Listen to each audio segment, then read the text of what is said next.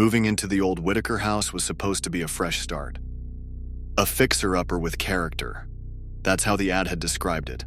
My partner Jamie and I were drawn to its secluded location and rustic charm, not to mention the price, which was a steal for the amount of land that came with it. The house itself was a sprawling 2-story Victorian that had seen better days. The real estate agent told us it had been on the market for years, passed from one investment group to another, its history a patchwork of incomplete renovations and forgotten stories. We spent the first few days exploring every nook and cranny, planning and dreaming about how we would restore it to its former glory. That was until we found the basement door, hidden behind a heavy curtain in the hallway, its existence a surprise as it hadn't been mentioned in the listing. "It's locked," Jamie noted, jiggling the old-fashioned keyhole with a frown. Curiosity got the better of us. We scoured the house until we found a rusty key under a loose floorboard in the dining room. It turned with a satisfying click, and the door creaked open, revealing a staircase descending into darkness. The basement was cold, the air thick with the musty smell of damp and decay. A single bulb dangled from a wire overhead, casting more shadows than light. We hesitated at the foot of the stairs, the silent agreement hanging between us that whatever was down there had been locked away for a reason.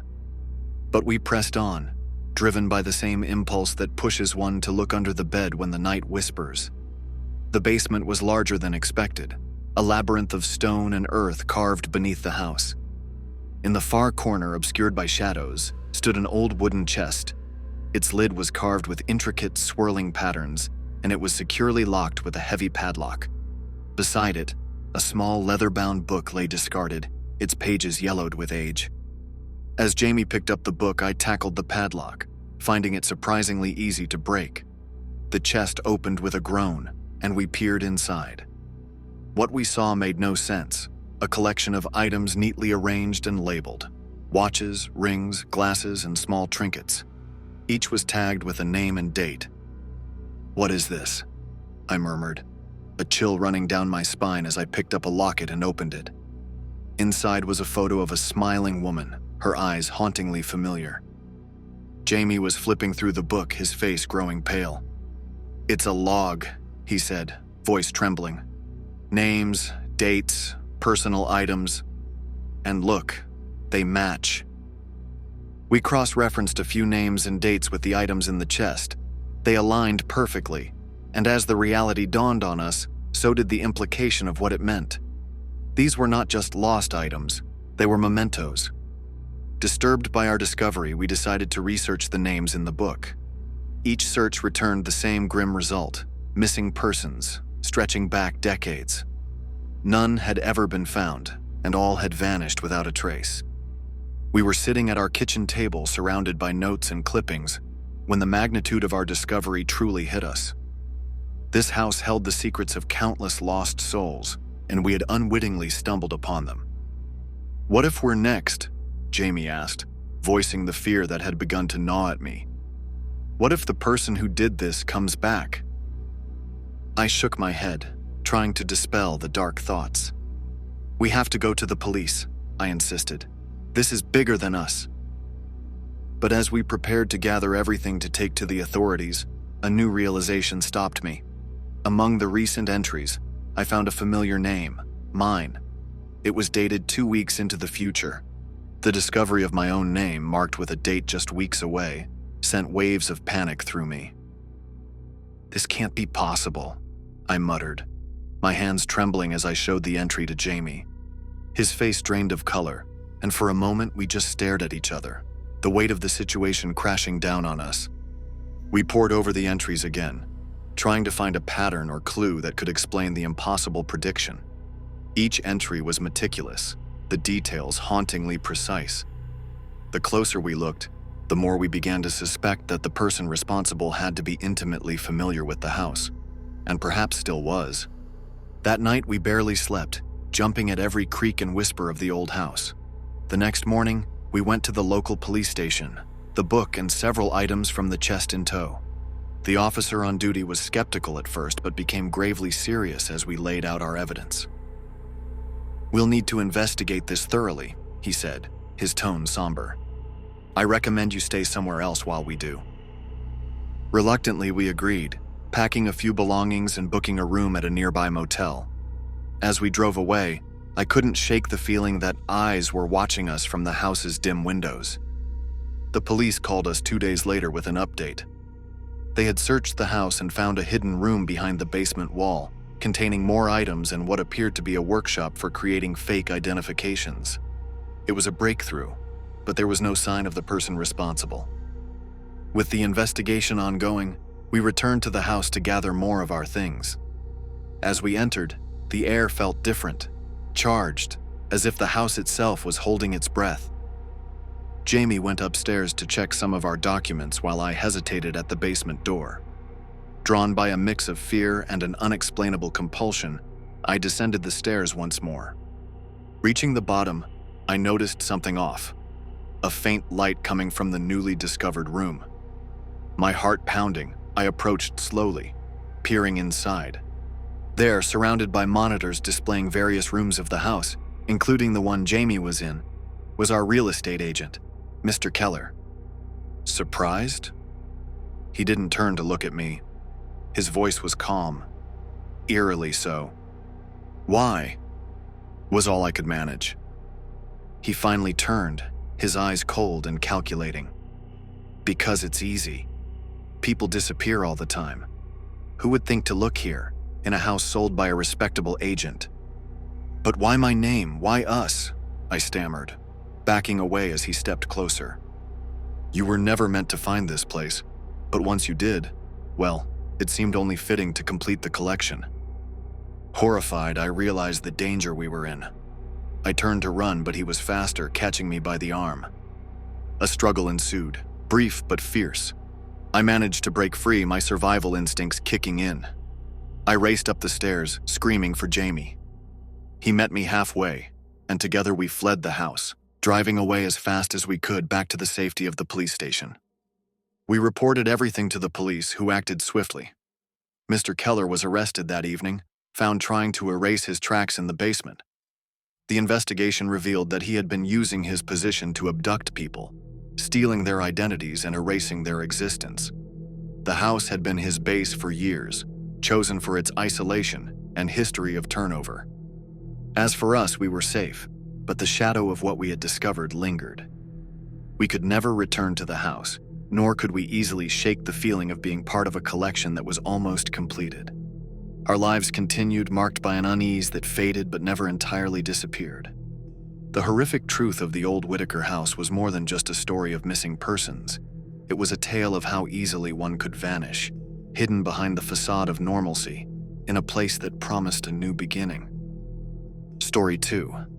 The idea was born out of a mix of adrenaline junkie thrill-seeking and a genuine interest in historical ruins.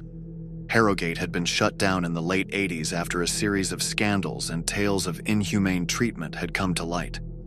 It stood, a crumbling relic on the outskirts of town, a place most avoided, but some like us, sought out.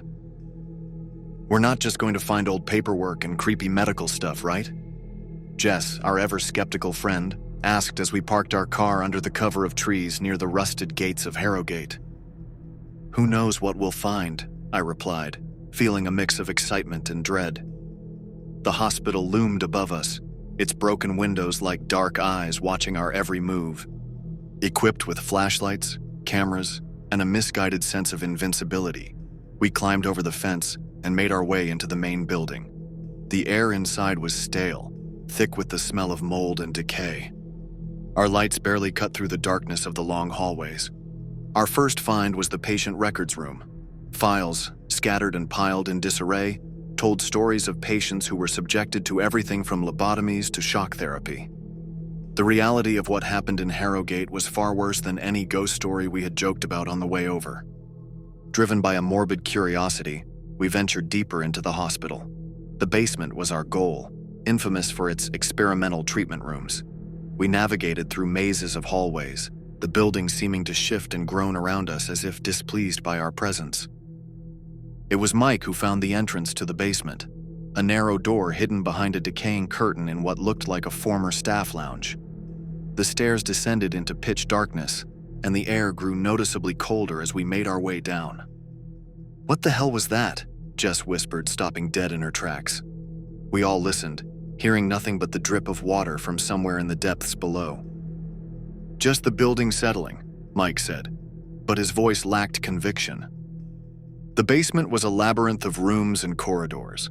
The first room we entered was lined with rusted chains and straps attached to the walls and floor, remnants of restraints. It was a chilling sight, the air heavy with the echoes of despair.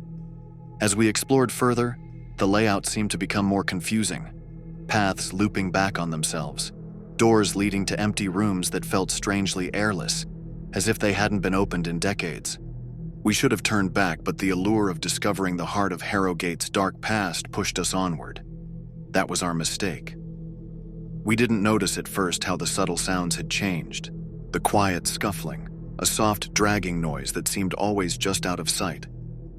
"Guys, I think we should head back," I finally said, my voice barely a whisper, the weight of the oppressive atmosphere settling in my chest. "That's just what they want you to think," a voice rasped from the darkness. We spun around, flashlights darting across the empty hall. There, in the beam of my light, stood a figure. Not a ghost, but a man, his features gaunt, eyes wild.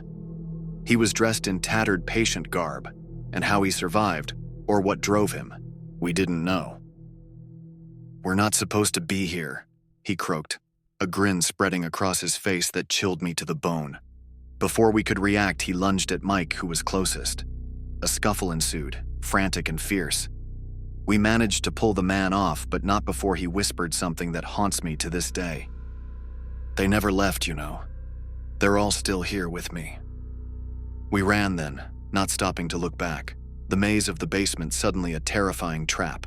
We were lost, running in circles, the man's laughter echoing around us like a chorus of the damned. It took hours, but we finally found our way out, emerging into the night air as the dawn began to lighten the sky. We didn't speak as we drove away, each of us lost in our own thoughts, trying to process what had happened. Days later, I returned alone. I don't know why. Maybe to find answers, maybe to confront my own fear. But when I reached the basement, there was nothing. No sign of the man or the horrors we had witnessed. Just silence and the weight of the empty halls. I learned later from old newspaper clippings that the man was likely a former patient, one of the few who were never claimed by family or transferred when the hospital closed. He had become part of Harrowgate, as much a fixture as the walls themselves. Our trespass into his domain had stirred something in him, a need to share his story, or perhaps to find companionship in his endless wandering. I'll never know for sure. Harrowgate remains standing, a monument to suffering and survival, its stories buried deep within, some too real to ever be truly forgotten. Story 3. When I first saw the basement apartment advertised, it promised a quiet, affordable refuge from the bustling city life above. Little did I know, the true cost of its affordability was not measured in dollars, but in sanity. This is my story, a chilling account of how a seemingly perfect apartment became a labyrinthine prison designed not just to confuse, but to consume. The apartment was tucked away in the lower level of an old Victorian house that had been subdivided over the years. The landlord, Mr. Thompson, was an elderly man with a seemingly kind demeanor and a reassurance that I would enjoy the peace and quiet his property afforded. "It's perfect for a student like you," he had said, handing me the keys with a smile that didn't quite reach his eyes. The first few nights were uneventful. The apartment was modest, a small kitchenette, a bathroom, a living area, and what I assumed was a walk-in closet. It was a bit claustrophobic with low ceilings and minimal windows, but it was mine, and it was affordable. But soon I noticed something unsettling. It began with small things. A door that I remembered leaving open would be closed, or furniture slightly askew. At first I blamed it on my forgetfulness, the stress of my new job, and the disorientation of being in a new city. As days turned into weeks, the changes became more pronounced. The walls seemed to shift, subtly altering the layout of the apartment.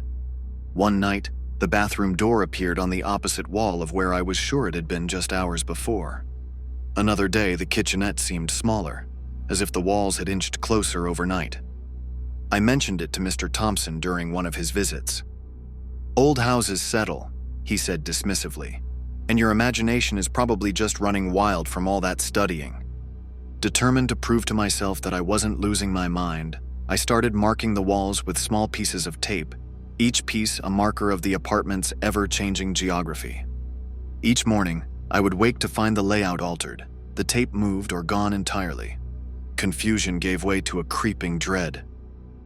I was living in a space that defied all logical explanation, a place that seemed alive, watching and subtly manipulating its own architecture.